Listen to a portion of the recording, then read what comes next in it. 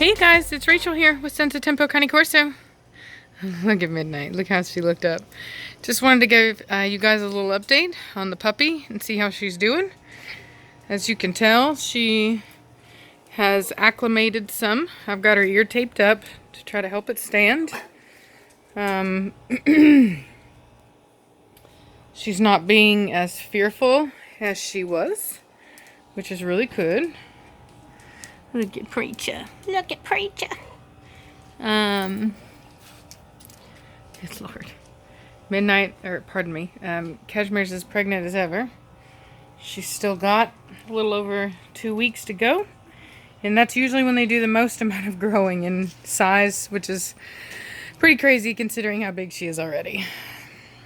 And then we've got our little girl here. Still don't know what I'm going to call her yet.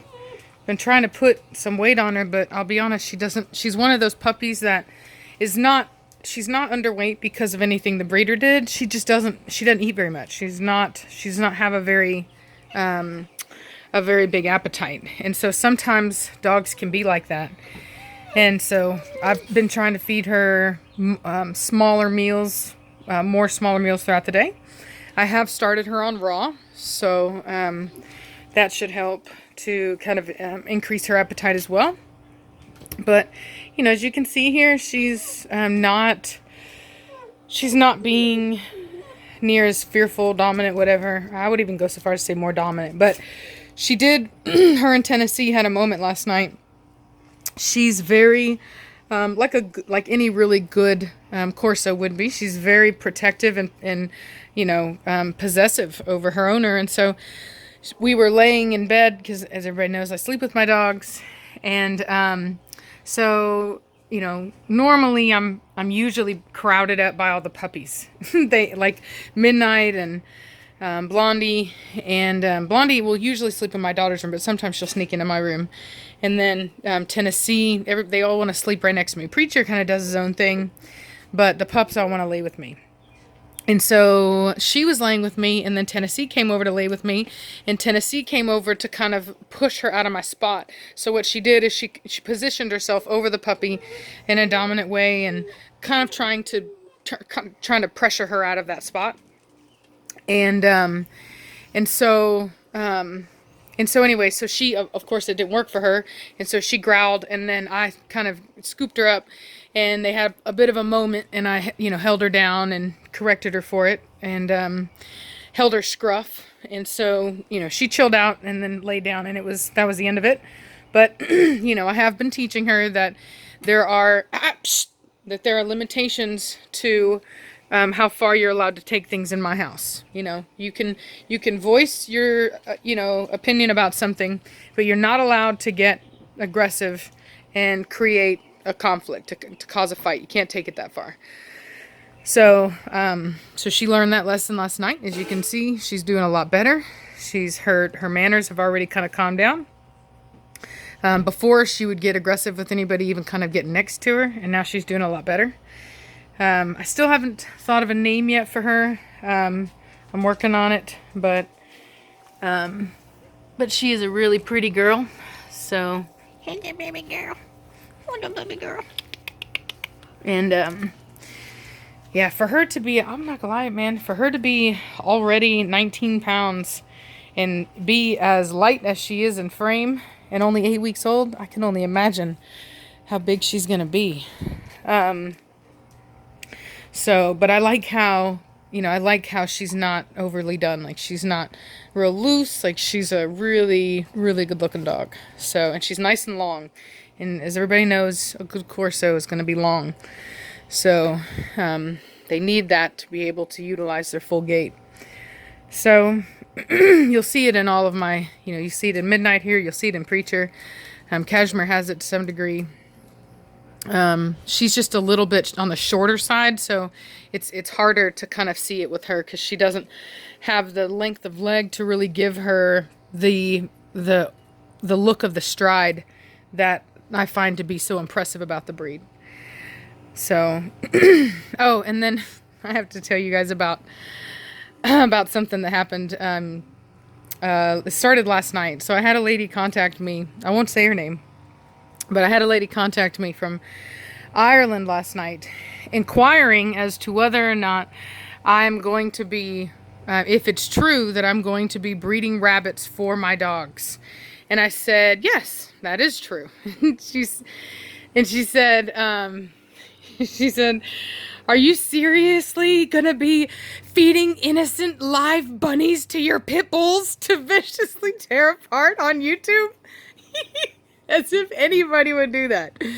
And and I said no. I said, you know, we'll raise them humanely, and they will be euthanized humanely, which is honestly, in my opinion, more morally right than, you know, having, like, if you have to choose, right? Because, like, what I told her is that dog food is, you know, those animals are not raised humanely. They're certainly not euthanized humanely. And yet, you know, she had a dog in her profile picture. So I was like, unless you're feeding it a vegetarian diet, which will kill it in the long run anyway, then you're contributing to the mass slaughter of animals for your dog. So I don't really see how it's any different than what we're choosing to do, except for the fact that all of our stuff will be raised humanely. And it's stuff that we're not taking anything out of the ecosystem that we're not putting in ourselves, right? Like we're taking out what we're putting in. We're breeding our own animals, and so, you know, we're not part of any type of, you know, mass slaughter process or whatever, which really, to be honest with you, I don't really care. My dogs are carnivores. They eat meat. I eat meat. I really don't care. I mean, I care that the animals are kept humanely and that it's healthy and all that, obviously, because that's also important for us, and nobody wants for an animal to suffer. But I don't see anything wrong with anybody raising animals for consumption of others.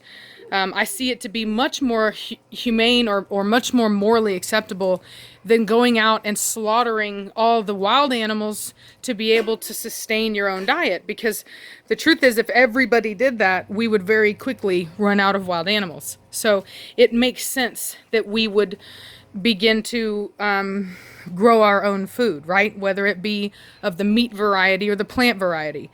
That's a very smart thing to do, in my opinion, and a better one. And, you know, like if people had tried to do that with buffalo like they do now, instead of just hunting them all down, then maybe we would still have the kinds of herds that we had previously and that hadn't been hunted down to the way that they were. So I don't know, she must have been a crazy lady. And then she went around and started, like, posting all over my Facebook page about how I was a horrible person who was going to be raising poor, innocent, I love the innocent part, as if predators are not innocent because they were born to eat meat. I mean, geez, talk about, like, weird thinking.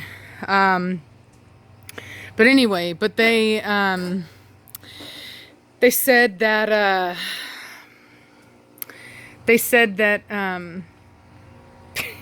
hold on, I lost my train of thought. I'm over here watching my dog poop and the other dogs smell it, and I was like, she better not go eat that. See, that's like dog problems. Only other dog people know that. Like, you better not be eating poop. But she didn't. She just smelled it, so we're in the clear. But come on, little girl. There you go. Good girl. So, but anyway, but yeah, so we all need to be, oh yeah, that's what we're talking about. Morally right or wrong. Yeah, predators are not evil because they eat meat. And, you know, that's just the way it is. I'm raising carnivores. It makes sense for me to raise a organic and wholesome food for them, the best possible diet that I can. And it makes sense for me to raise it on my own property so that I'm not taking it from nature and, you know, and in creating any kind of an imbalance in that way, you know. So I see it as a good thing, not a bad thing. But, you know, if other people have a problem with me feeding rabbits that we raise to our dogs, then you might want to take that into consideration going forward. So, because we will be doing that. That's just the way it is. So I want my dogs to be as healthy as humanly possible. And if I can create and raise livestock in a way that will enable me to be able to provide them with the best possible food that nature has to offer, then absolutely I'm going to do that, because I want my dogs to live as long as possible. I love them so much that I want them to live.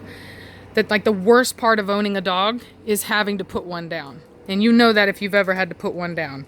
And I had to put one down in June of 2016.